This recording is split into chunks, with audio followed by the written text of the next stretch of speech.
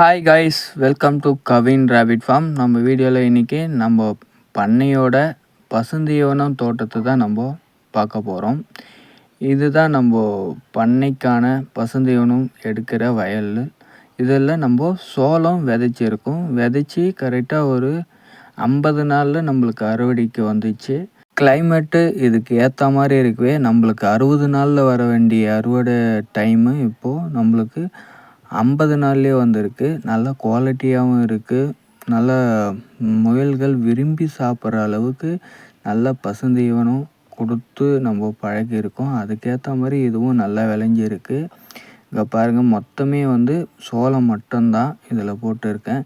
இதில் நம்ம மக்காச்சோளமும் சேர்த்து விதைச்சி இருக்கலாம். விதைச்சோம்னா அதுவும் இதுவும் மிக்ஸ் ஆகி நம்மளுக்கு கிடைக்கும். அறுக்கும்போது நம்மளுக்கு மிக்ஸ் ஆகியே கிடைக்கும். அதை நம்ம மிக்ஸ் பண்ணியும் நம்ம முயல்களுக்கு கொடுக்கலாம். நல்ல ஒரு க்ரோத் இருக்கும். நல்ல ஒரு ஊட்டச்சத்து மிகுந்த நம்ம மிக்சிங்கான தீவனமாக கொடுத்துருக்கலாம். இங்கே பாருங்கள், இது கோஃபோர் மாதிரி இருக்கிற நேப்பியர் கிராஸ். நம்ம இதுவும் நம்ம கலந்து முயல்களுக்கு கொடுக்குறோம். ஏன்னா ஒரே விதமான புல் கொடுத்தாக்க அதுக்கு தேவையான ஊட்டச்சத்து கிடைக்காது.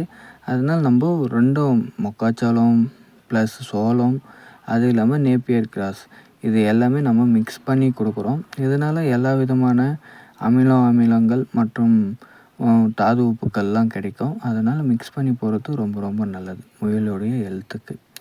தேங்க்யூ ஃபார் வாட்சிங்.